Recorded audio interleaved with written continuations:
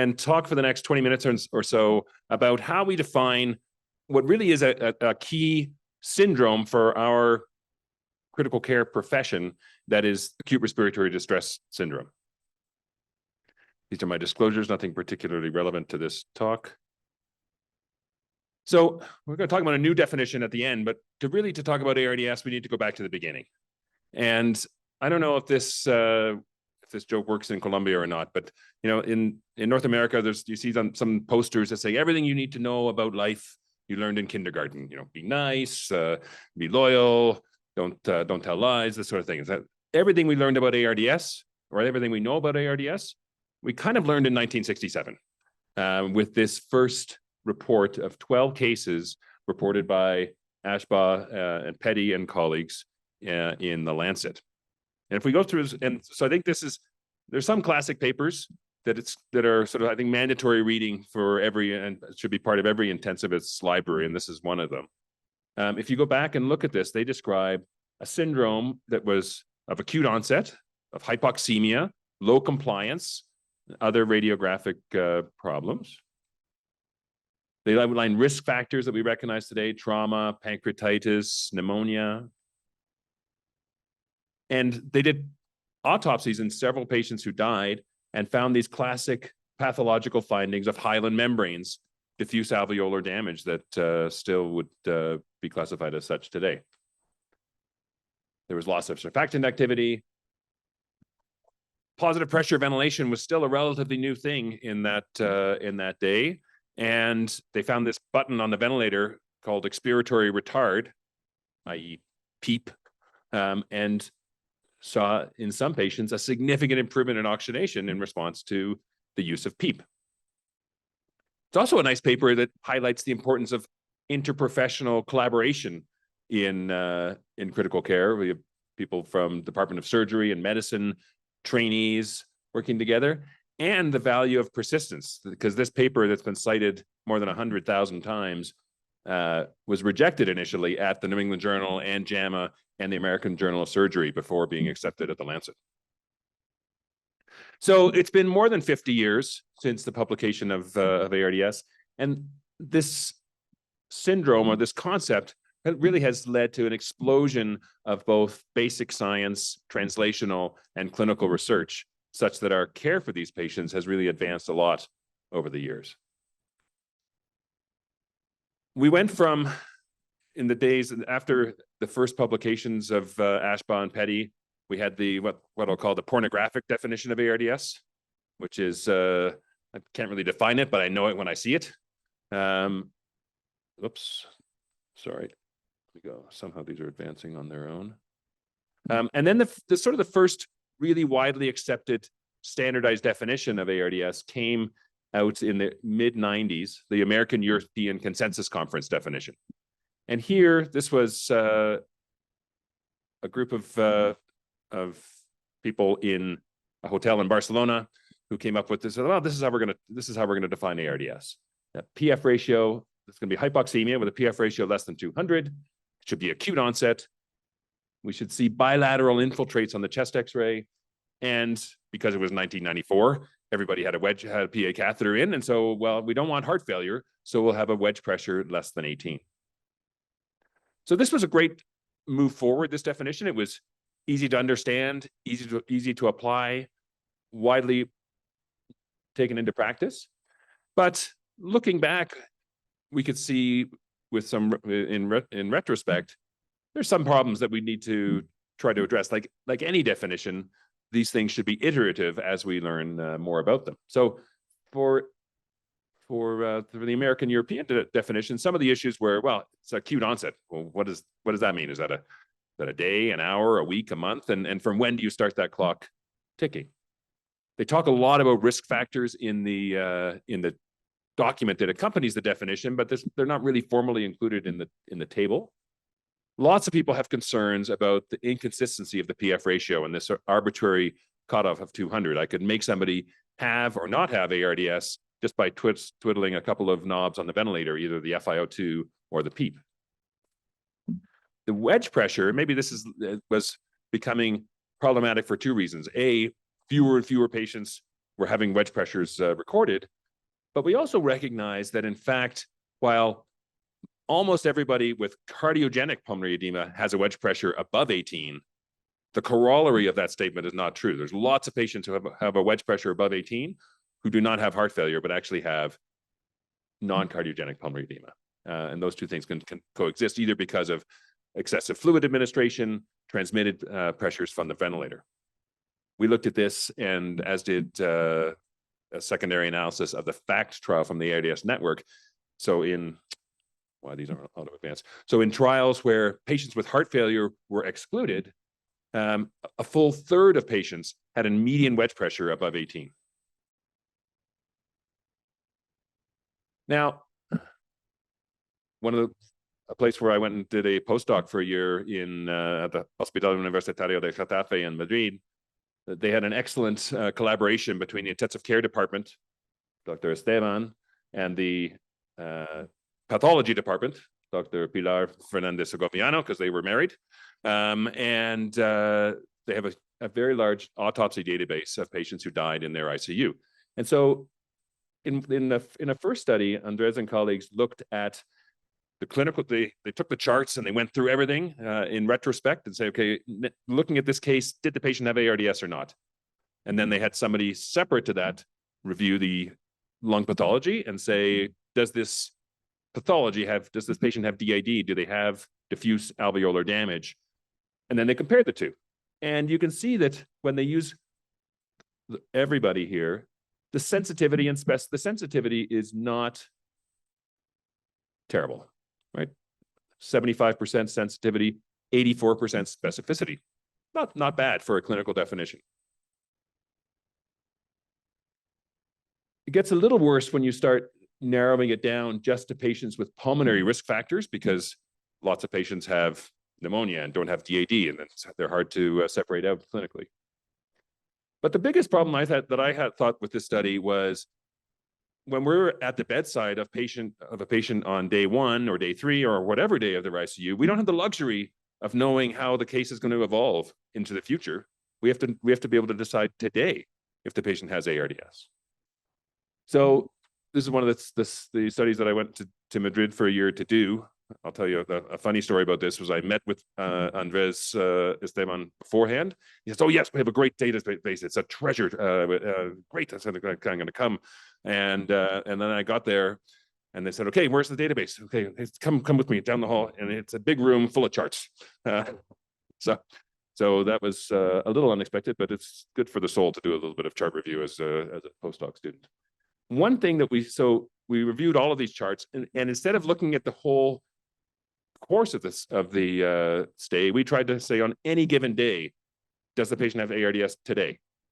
A couple of interesting things we found. First of all, in only half of the patients who had DAD severe enough to die, was there any mention of ARDS in their chart.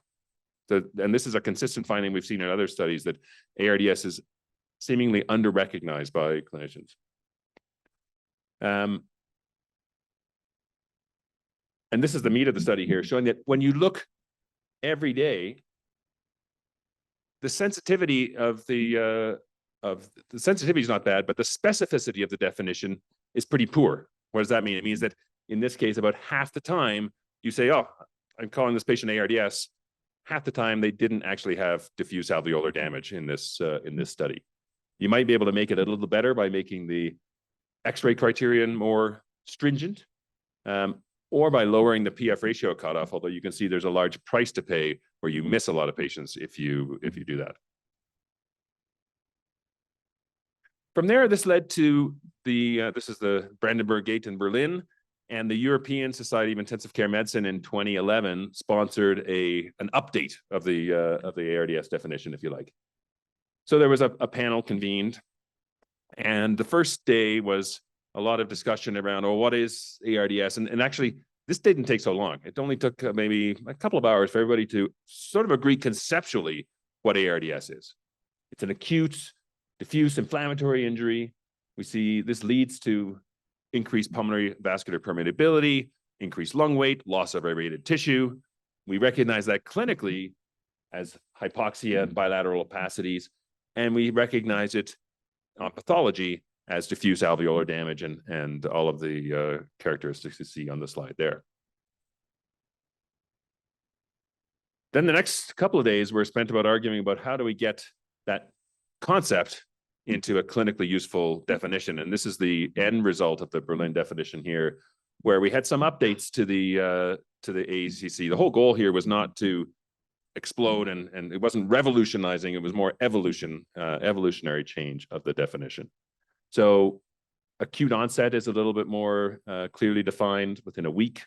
Bilateral opacities with a little bit more caveats, and actually a training set of chest x-rays. Some more detail around trying to rule out cardiogenic pulmonary edema without mandating a PA catheter. And then 3 mutually exclusive categories of severity based on oxygenation, mild, moderate, and severe, all mandating at least 5 centimeters of water of positive pressure in an effort to try and standardize and at least diminish somewhat the ability of somebody to manipulate whether somebody had ARDS or not just by using the ventilator. You might know, in fact, when we left the room in Berlin, that was not the definition that we had. We had this definition, which was more complicated. There was more stuff on chest imaging here. And in the severe group, particularly, we had some more physiological measurements, trying to get at what Luciano Gattinoni was calling the real ARDS, markers for high amounts of dead space or low respiratory system compliance. But one of the cool things about this definition process, I think it was one of the first, for sure, in critical care, that actually used real data to then further define the definition. And when we looked at a number of prior randomized trials and observational studies and applied these criteria, if we took that more stringent criteria for severity, it led to a much smaller group of patients being identified as having severe ARDS, compared to 28% in the final group. And the mortality in both of these groups was the same. So using predictive validity as one tool here, we said, okay, it could be simpler, gets more patients into that group, and has the same mortality. That's how we ended up with that final definition. And that led to a fairly nice separation. About half the patients fall into the moderate category, roughly a quarter into the mild and severe, and a stepwise increase in mortality between mild, moderate, and severe. We actually struggled quite a bit because mild sounds not very serious, but 27% of patients with mild ARDS die. But we couldn't come up with a better descriptor for this category. That's still a piece of work that needs to be done, I think. How does this? So this time Arnaud Thiel was working in Getafe, took the same database back to the drawing board. And you can see here that the definition is not perfect if you want to only define patients with diffuse alveolar damage, especially when you have mild or moderate ARDS. You get a lot of other diagnoses captured using this Berlin definition. Part of the problem is the chest X-ray is not a very accurate tool. Gordon Rubenfeld did this study at the Toronto meeting several years ago, where and it was long enough ago that he actually brought a number of physical X-rays with him from consecutive hypoxemic patients when he was working in Seattle, and showed them to an expert panel that was at the meeting and just said, okay, everything else being equal, does this patient have ARDS based on this chest X-ray, presuming they meet all the other criteria? The good news was that there was almost perfect agreement for X-rays that looked like this, which doesn't project super well, but there's clearly sort of 4-quadrant airspace disease here. Everybody agreed this patient had ARDS. Everybody also agreed that this patient did not have ARDS. The problem was those only made up half the X-rays. The other half of the X-rays looked like this, where there's a sick patient sign, the patient had a pulmonary artery catheter, maybe there's something behind the heart, and here it was no better than flipping a coin as to whether the patient had or didn't have ARDS. So that overall, the inter-rater reliability is moderate at best. Eddie Fan and Shannon Goddard did a little embedded randomized trial within the LungSafe study, where they took the training set of X-rays that we developed as part of the Berlin definition and randomized clinicians to either get the training or not, and then see if they got the right answer or not on the training set. And it turns out, unfortunately, that there was no difference between having training on a training set of ARDS X-rays didn't actually improve rating accuracy or agreement. So it's challenging. In terms of Berlin, the definition, important to recognize that we only looked at predictive validity. That's only one measure of a way you might evaluate a definition. There were lots of variables of interest, and we'll talk more about this in a couple of minutes, that were not included because they were just either infeasible, not available in very many places, or we just don't have the data about how well they operate. We'll go from here. After this, the LungSafe study was done, and this was as you know, a large international observational study, which nicely, again, showed that consistent findings with what we'd shown earlier, that only 40% of ARDS cases were actually recognized by clinicians. But mild, moderate, and severe ARDS in this prospective evaluation still had this gradation of severity that you see here. Now, I'm going to take us one step further and say maybe ARDS is not that different from acute hypoxemic respiratory failure. And these are observational data from a registry in Toronto that Martin Erner put together, putting people into boxes according to their PF ratio. These are all comers in the ICU. And again, you see a gradation of 16, 24, 40% mortality for PF ratio less than 100 on acute hypoxemic respiratory failure. So we don't care about the chest X-ray, and we don't necessarily have specificity around excluding COPD or heart failure and things like this here. Same data kind of showing graphically that there is a gradation of severity just according to baseline hypoxemia. And also there's probably an important impact of ventilator-induced lung injury in all patients who have acute hypoxemic respiratory failure, not just ARDS. This was driving pressure on any given day, and not just on day one of mechanical ventilation, as most studies had looked at before. Oops, sorry. Any day of up to day 30 of mechanical ventilation, the driving pressure was associated with significant harm, and this was augmented when the PF ratio was low. Now, everybody knows this trial, which is maybe one of the most famous in our field. And you might say, okay, great. They used the ACC definition. They got a positive result. That's all we need to know about ARDS definitions. But in fact, there's been a load of what many people call negative, I might say indeterminate or non-informative studies. This table's from the New England Journal paper in 2000, but I haven't updated it because the message is still the same. Lots of studies, whether it's steroids or prostaglandins, surfactants, inhaled nitric oxide, ketoconazole, procystine, lisofylline, all these therapies didn't work. The recurring theme here. Now, this is as a clinical trialist and not a statistician, I like this figure a lot. This is what David Sackett, one of the grandfathers of clinical epidemiology, says, that this is the only math that a clinician trialist really needs to understand. Your ability to find a confidence around a signal is directly related to the true size of that signal, multiplied by something like the square root of your sample size, but inversely proportional to the amount of noise in your experiment. And when we're doing clinical research in acute respiratory failure, the ICU is a very noisy laboratory. Imagine you have a new therapy for ARDS. It's fantastically effective. It lowers mortality by 50%. That would be amazing, right? And now let's say you go ahead and do a trial and you use a definition that's not very specific. And in fact, only a minority of patients in your trial actually have the real ARDS, and a bunch just have a hypoxemic respiratory failure that's not inflammatory or doesn't respond to your treatment. You're going to find it's still staggeringly effective in the patients who really have ARDS, but the amount of signal you're going to show in your trial is very small.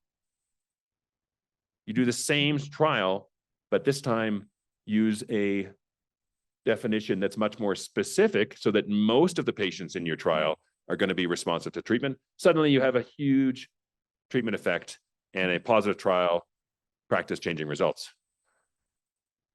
The treatment and the effectiveness of the medication, if we're testing a medication here, is exactly the same in both of these studies, but we might have incorrectly inferred that it didn't work if we just did study number 1 out there.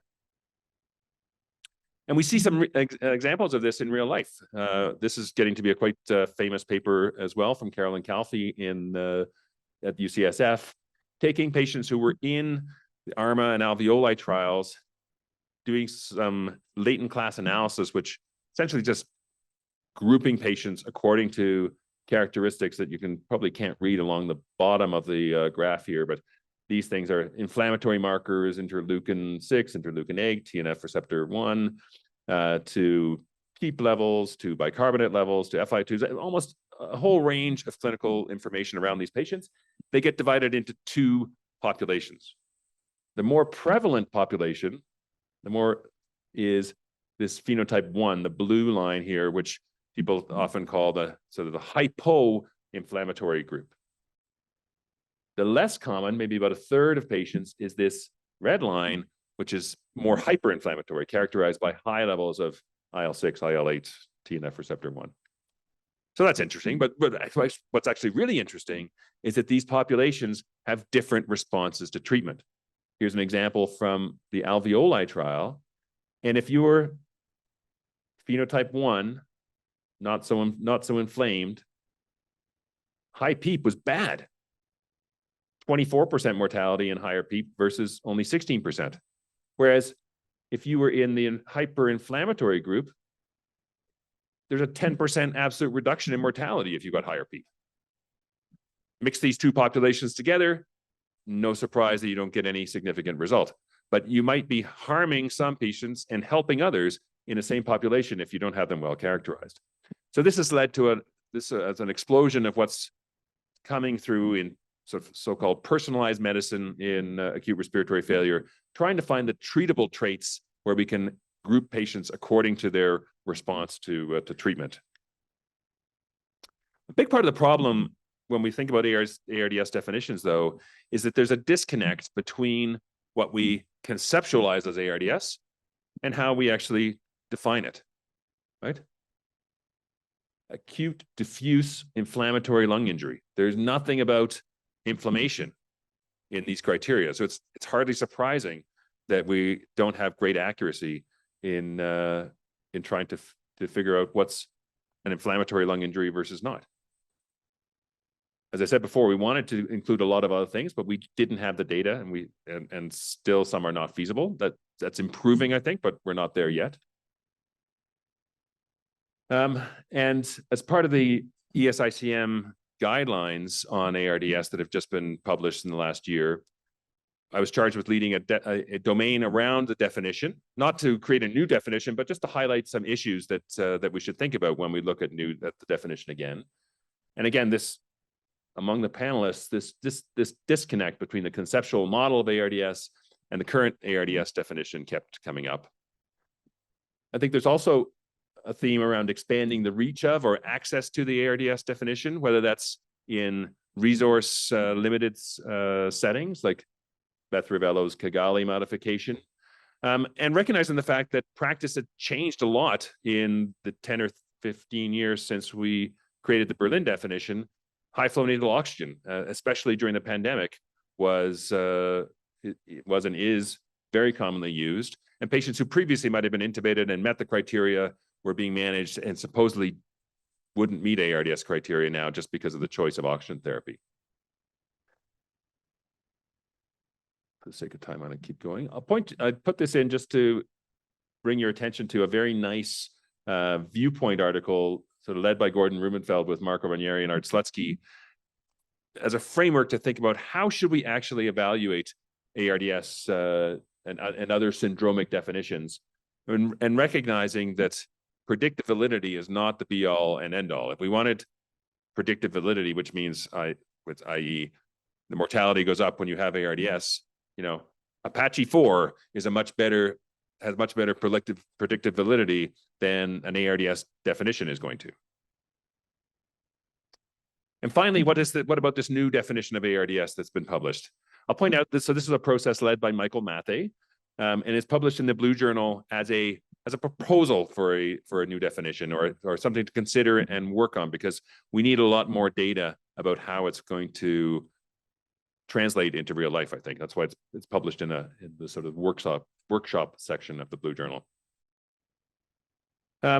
Some key so again, this was more evolutionary change. Some key updates were to say, okay, you no longer need to have 5 centimeters of water positive pressure. High flow nasal oxygen of at least 30 liters a minute is sufficient. Also recognizing that you don't have to have an arterial blood gas. And many patients are being managed without arterial lines anymore these days. And so specifically incorporating the SF ratio of under 315 into the definition makes some sense. Although the caveat here is that it only works if you're fairly tight with titrating your oxygen and keeping your SAT below 97%. There was lots of discussion about should we just get rid of it. I personally think we should get rid of we're kidding ourselves if we think that we can interpret the chest X-ray to say ARDS yes or no, but traditionalists want to keep that in. But also now are suggesting, well, obviously CT scan may be good, but lung ultrasound may also be used to diagnose ARDS. And formally incorporating a resource limited setting into the definition, saying you don't need PEEP or a specific oxygen flow or specific respiratory devices if you're managing somebody in Rwanda, for example. I follow Luciano Gattinoni on Twitter, and I laughed when I read this because it seems like his take was we might have come full circle with this definition being so broad that we're back to next step. ARDS is, we say it's ARDS when the doctor looking after the patient thinks it's ARDS, which is back to where we were in 1975.